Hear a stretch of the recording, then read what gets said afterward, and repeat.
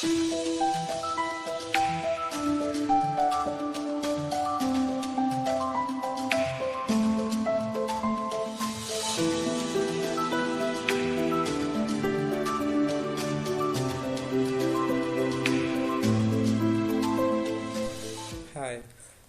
in this video I will show you how to use the F function in Excel.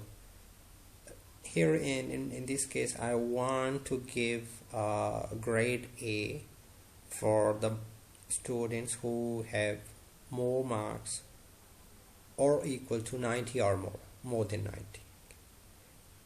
Just have a look, it's a very short formula for this one, and I think it's easy to apply if you have just a bit of concentration for a 2-3 minutes. It's a 2-3 minute video, and I hope you liked it.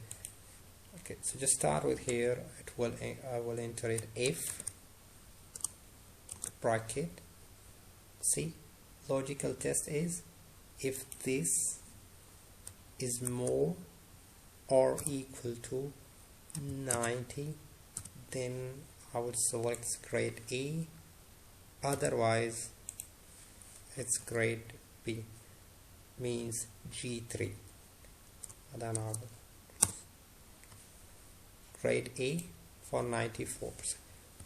Now what we need to do is to fix the G3 and G2 and G4. Dollar sign before and after G here, dollar sign before and after G here. And now we need to copy Control C here and then hit Enter. See, what if I want to change this to 91? The grade B will be converted into grade A. See, it's changing. You can use a conditional formatting for this as well as was in the previous case. A very short video. And it's easy to apply. I hope you liked it. Thanks for watching, and let me know in case you have any questions regarding this.